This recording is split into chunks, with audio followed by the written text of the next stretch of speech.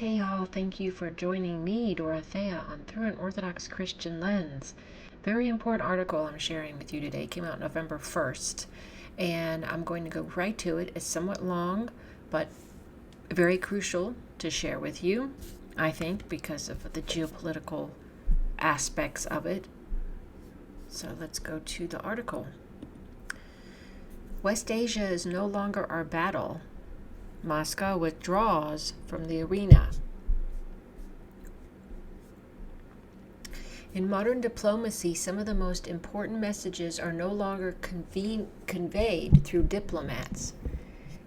Instead, they are presented in policy forums, roundtable meetings, and expert committees, spaces that allow states to express what they truly think without making official statements. These platforms enable governments to test red lines, issue warnings, and shape regional narratives through analysts and strategists who speak with authority but do not formally represent the state. From 19 to 23 October, Moscow hosted the 5th International Research and Expert Forum, Russia, the Middle East, bringing together researchers and experts from Lebanon, Egypt, Libya, Syria, Jordan, the UAE, Kuwait, Turkey, Iran, Iraq, and Russia. Most participants were academics affiliated with research centers closely connected to their country's foreign ministries.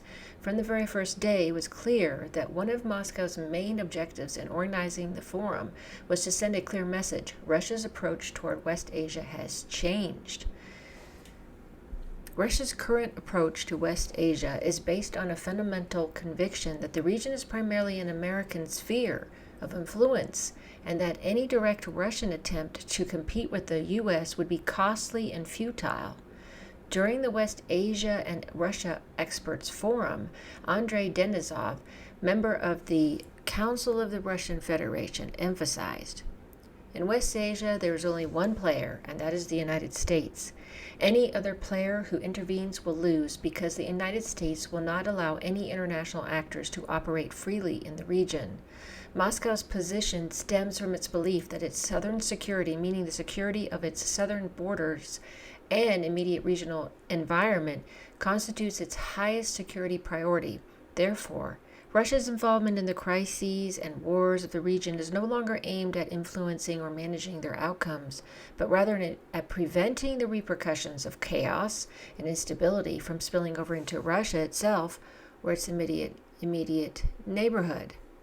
From that standpoint, Moscow has become convinced that the countries of the region must shape their own regional order. Russia no longer believes it is in its interest to play the role of a power that re-engineers West Asia, as earlier iterations of Russian policy once attempted to do. This reminds me now, remember the Zangezur corridor, okay? And I did a video on that. Do you remember when I did a video on that and I talked about that Zangezur corridor that the U.S. is putting that corridor is going to have some U.S. troops there, and there was the warning of Iran telling them to back off, and it could turn into a graveyard. That they were kind of like circling Iran, and they had that Azerbaijan and Armenian peace deal in that area with that corridor and in between them and all that. And it was kind of like the West stepping in and taking over Russia's position as the main stabilizer for the region, and has been for decades. And now it's the West has turned around and done this. U.S. is now the one there, and we see what Russia's doing with this. Okay, just wanted a little reminder there. Okay. Instead, it now prefers to maintain open relations with all sides and to deal with any existing de facto authority rather than investing in a regional project of its own. This point was emphasized by Vasily Kuznetsov, Deputy Director of Scientific Affairs at the Institute of Oriental Studies of the Russian Academy of Sciences, who stated that the era of the old Russia that tried to shape the region is over. Now Russia is not concerned with what happens in the region, but it will work with any actor that exists within it. Within this framework, Moscow states clearly that West Asia is not a strategic priority compared to Eastern Europe, and that its political and military resources are directed primarily toward that front. This shift is clearly reflected in its position during the war against Iran, where Moscow informed Tehran that it could not provide direct military support. The most it could commit to was refraining from assisting Israel, meaning that relative neutrality is the maximum form of help Russia can offer. Instead of entering into a costly confrontation with Washington, Russia is increasingly moving toward a model closer to the Chinese approach, avoiding direct involvement in conflicts, building channels with all parties, concluding economic and technological deals, managing flexible relations even among warring rivals, exercising great caution in explicitly siding with any actor, and criticizing American, Israeli, Gulf, or Iranian policies when necessary, but without turning it into blind hostility.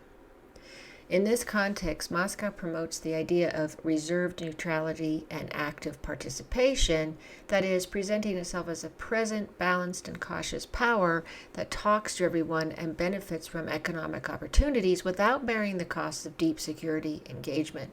Here, Russia bets on the tools of soft power and economic influence rather than military involvement by exporting wheat and energy, participating in civilian nuclear power projects, intensifying academic exchanges, opening university branches, and activating networks of friendly elites in the region, including Russian-speaking communities and holders of dual nationality. The practical outcome is Russia's acknowledgement that its role in West Asia has declined, shifting from an ambition to manage regional balances to merely keeping communication channels open and securing whatever benefits can be obtained at minimal cost. This is in an environment that Moscow views as dominated by a single effective actor, the U.S., where any party that attempts to challenge this reality directly becomes drained before achieving any real gains. To understand rather than justify the Russian approach, it is crucial to examine the reasons that drove Moscow to change its policy toward West Asia. The main driver behind this retreat is the war in Ukraine, which has absorbed the bulk of Moscow's military, diplomatic, and economic capacities. The war in Eastern Europe demands ground and air forces leadership attention, ammunition, financial resources, and political capital. As the conflict approaches its fourth year, Russian planners are no longer attempting to manage multiple high-intensity fronts simultaneously. Everything outside Ukraine is now subordinated to the imperative of avoiding losses in Eastern Europe. So they're now just concentrating on Ukraine, which makes sense. They need to just work on their area and protect their borders and their area, and it seems they don't want to be stretched thin anymore. They don't want to be in that position, which is what it's what the West has been trying to do with Russia, NATO, U.S. and NATO forces, but countries. But this now is changing. So. Hence, Moscow's primary focus remains on Ukraine, viewing every other issue, including West Asia, through the lens of its impact on that war, particularly as the region has grown increasingly volatile over the past 2 years. The result is that our region has been downgraded from being an area of active Russian influence to a secondary supporting track. The second factor is linked to the erosion of the pillars that once granted Russia its regional influence, foremost among them Syria. For an entire decade, Damascus was Moscow's principal arena in West Asia, where it benefited from an airbase in Maimim, a naval access point in Tartus, and a direct communication channel with the country's leadership. This position allowed Russia to present itself to regional capitals as a security guarantor that could not be bypassed. However, with the fall of former Syrian President Bashar al-Assad and the disintegration of Syria's security structure, Moscow's ability to exert influence there declined automatically, while the cost of maintaining that influence increased. Russia is no longer capable of managing the balance of power within the Syrian theater as it once did. Its very presence has become more of a burden than a leverage card. Consequently, Moscow has shifted from a policy of deep engagement to one of minimal positioning, aimed not at shaping Syria's transitional phase, but at preserving a strategic foothold in the eastern Mediterranean by maintaining operations at the Mimim Air Base, the Tartus Naval Facility, and a limited presence in Kamishli for potential future use. The local system that once sustained Russian influence no longer exists in a form that Moscow can rely on. The Syrian landscape has become increasingly fragmented and divided, and deep field engagement now carries the risk of being drawn into internal conflicts with diminishing returns. Accordingly, it can be said that what Moscow is doing today is reducing costs while keeping its options open. By scaling down its presence and avoiding the expenses of acting as Syria's security manager without completely abandoning the military infrastructure it might need later. The third driver is the increasing risk of being drawn into escalation between Iran and Israel. This year witnessed the first direct confrontation between Tehran and Tel Aviv.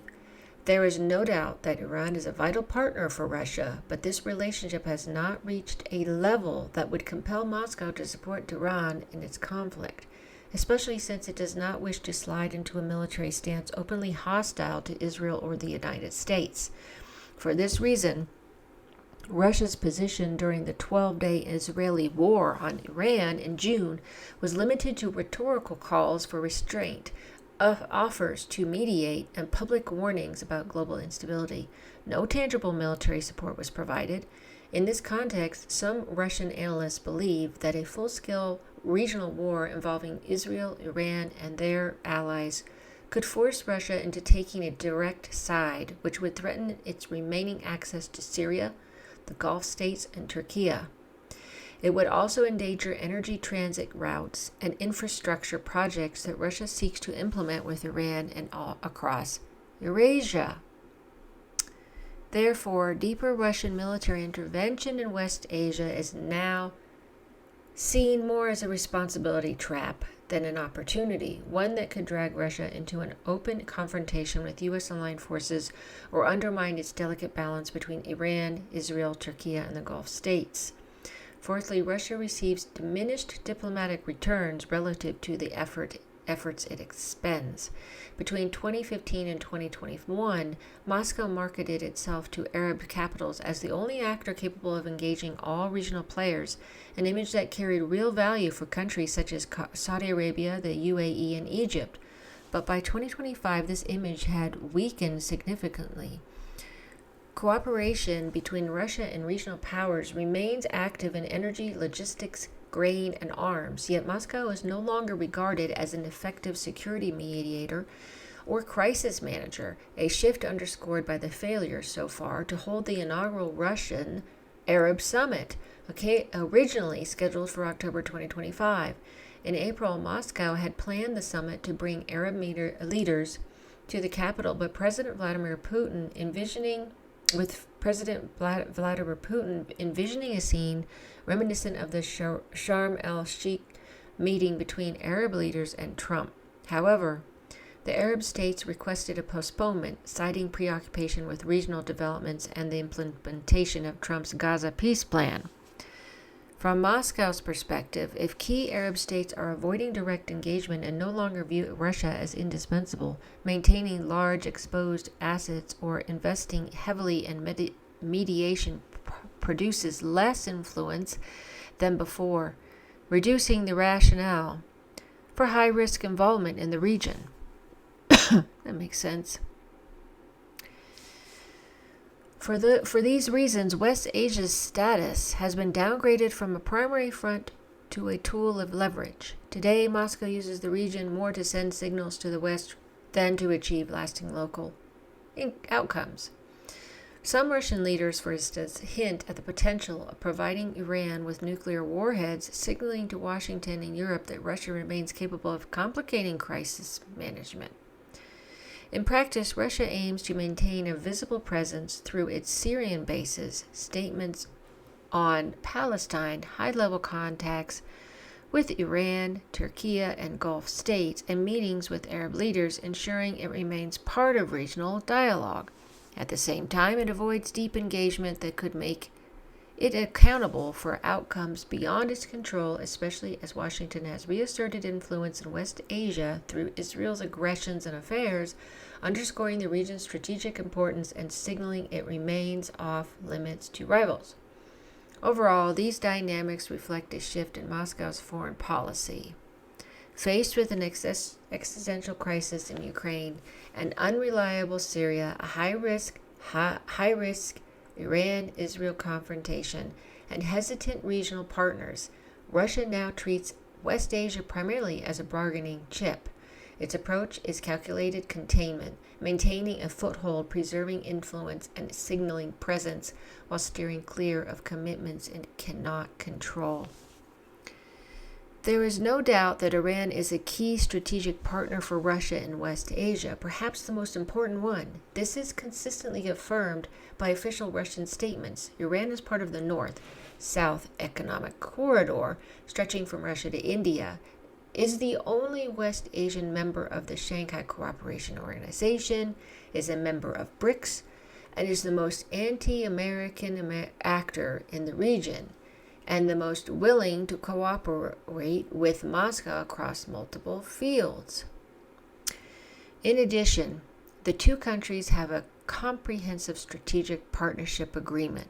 The importance of Tehran to Moscow can be seen through the statements of various Russian officials. Following the signing of the Comprehensive Strategic Partnership Agreement between Moscow and Tehran in January 2025, President Putin said the Russian-Iranian Treaty on Comprehensive Strategic Partnership represents a real achievement.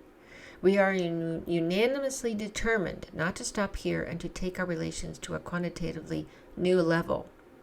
Foreign Ministry Sergei Lavrov also stated, "Our joint assessment is that Russian-Iranian relations are of a special nature and fully in line with the spirit of comprehensive strategic partnership. These ties continue to develop dynamically despite the complex regional and global situation and the attempts to pressure our two countries with the aim of hindering the development of both Iran and the Russian Federation."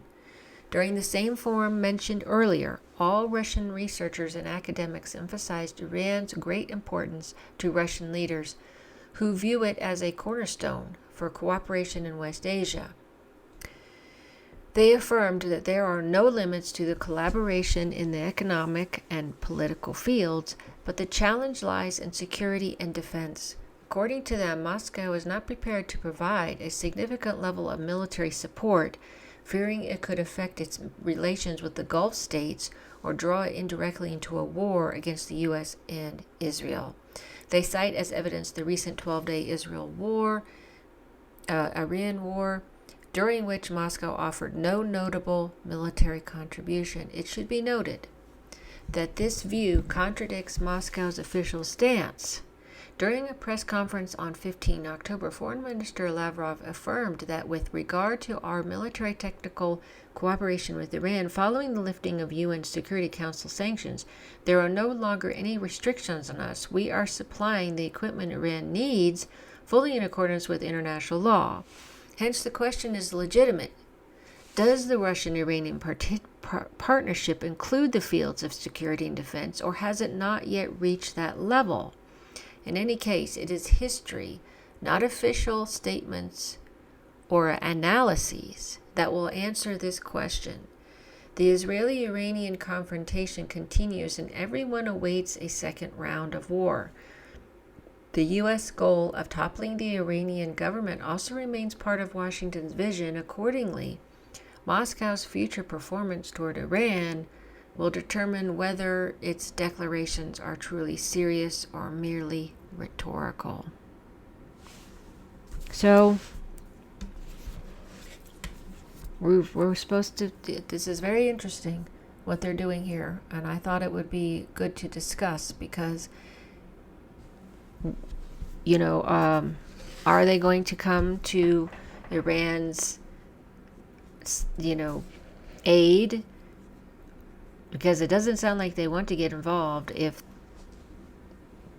part two of Israel and Iran war happens. Now, I've heard some political analysts say in the last couple weeks that they now say it's less likely that Iran and Israel will have will start up another conflict or war, which is different than what Elder Joseph of Etipodi has been saying about this in his own prophecies of World War III. So my question is, what do you all think? Do you think that this is a change? Because obviously they're withdrawing from there. They're trying to be less involved in that. They don't want to be involved in that. They don't want to be at war with Israel or Russia, and Israel or America, U.S., but they also don't want to ruin their relationships with the Gulf state countries. So, and apparently Turkey. So they're still in Syria. They have that base there, but let's not forget that Turkey is all over that Syria now. So, and of course you have Israel also. We still have that thing going on with Syria there, with both Israel and Turkey wanting control of that country. So if we go back and we look at Elder Joseph's phase 3, I think it was, he talks about let's see. Let me go back. I'm not sure where this is. So, okay, that's the first. So I need to go to. Okay, part 3 here. Then this is okay. So attack. In part 2, it says an attack by America and Israel against Iran is imminent. And we couldn't, I wasn't sure if this meant the second attack, because it's brought up in phase 1 that they are trying to distract Russia so that they can attack Iran. That's the U.S. and Israel. And I just want to go over this one more time, that in phase 3 here, it says, then the Russians will go down south to help their Arab allies, especially the Iranians, who will be attacked by the Americans. It's interesting, again, that it says attacked by the Americans, not the Israelis. The Americans will have captured the coastal zone of Iran after a fierce struggle, but they will not be able to advance inside of the country because of the great resistance they will receive. The Russians will sweep across Persia and destroy the American forces in the east. So this is what he's prophesizing that's supposed to happen. Now, has that changed with this? Has that prophecy perhaps been altered? Meaning Russia won't really come to Israel's, Iran's aid, especially in the military fashion, because they don't want to be in any type of military situation because of the Ukrainian thing. But then if we remember, the Ukrainian-Russian war is supposed to be ending sometime soon, we hope, in another prophecy.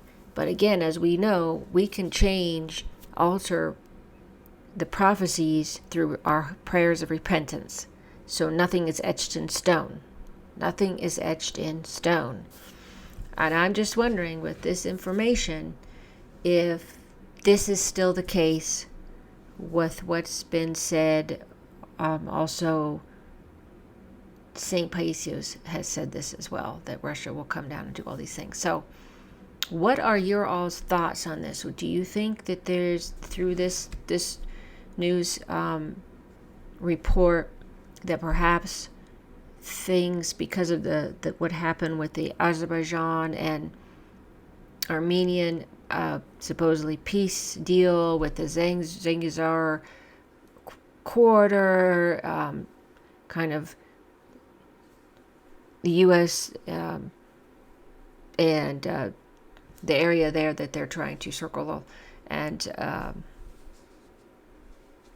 close in, box in Iran. Do you think because of that happened and now Russia is like, well, we don't want to get in the way of America there, they can take over trying to keep it all together, which I don't know why they think America's going to do that, because they, yeah.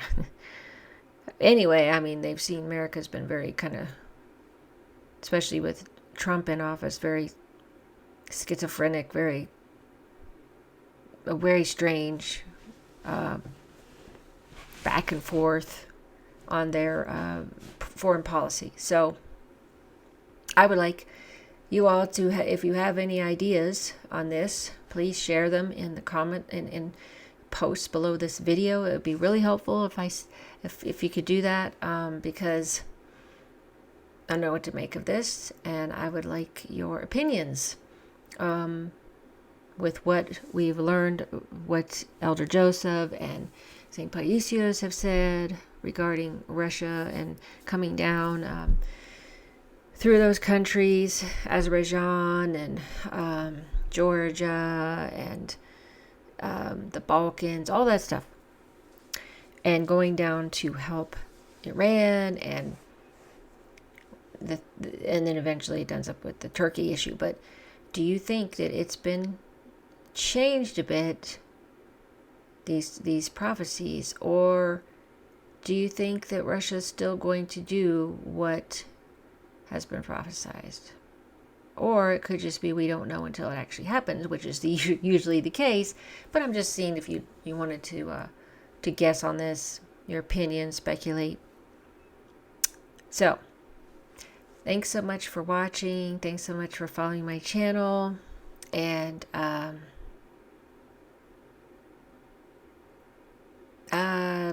I hope you're having a great day, evening, morning, wherever you are when you see this. Until next time.